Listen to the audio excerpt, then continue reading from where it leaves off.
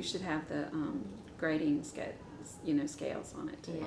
Teachers at Putnam Middle School in Birmingham are hard at work preparing for the upcoming school year. But unlike years past, they may no longer be focusing on adequate yearly progress. In order to make AYP, a school must achieve its goal for the entire student body. And under No Child Left Behind, students must reach 100% proficiency in reading and math by 2014.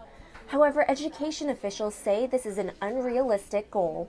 It's not that we're lowering our standards for students. It's not that we don't want all students to perform at the highest possible levels, which really was the goal of No Child Left Behind and the initial work that was called Adequate Yearly Progress, or AYP. But we don't believe that the best thing for teaching or for learning is to only have one measure of how successful a student is and what they're learning and are able to do. And several educators share that same belief.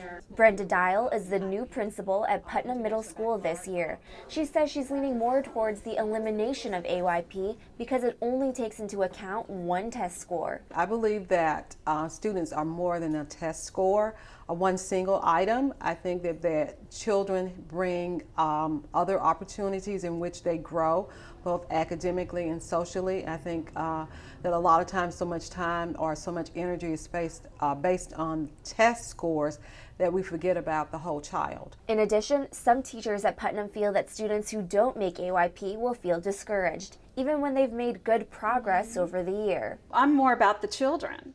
I don't think it's fair to them to say, you know, you haven't succeeded, when in fact you have. You've gone up, but you haven't gone up to what they're measuring it by, which is, you know, they have succeeded, and you're telling them that they haven't. And to a child, you don't do that to a child. Although Alabama schools showed slight improvement in their AYP standards this past year, with nearly 75% of schools meeting 100% of their goals, education officials say they've created a four-pronged plan that would rate schools across the state more effectively. So we'll focus on achievement, we'll focus on growth, we'll also give them some credit for how well they are closing the gap between subgroups. They will get credit. The fourth and most unique part of Alabama's new process for assessment and accountability will be to give each school district the opportunity to select its own particular goal. In some areas it might be to increase the number of advanced placement tests passed and courses taken.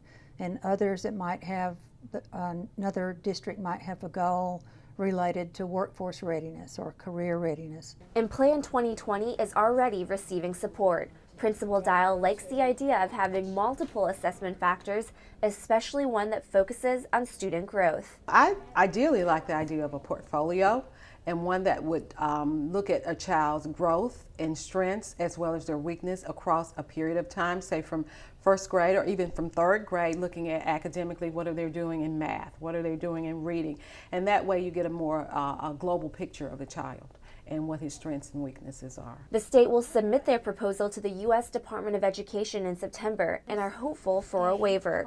But whether Alabama is successful in waiving AYP requirements or not, teachers say their teaching methods won't undergo any major changes. I teach the child, you know, I don't teach the test.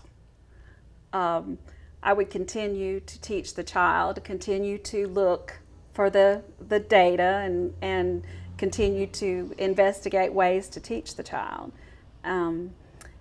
But I don't think I would change, you know, that much. For the Southern Education Desk, I'm Erica Lembo.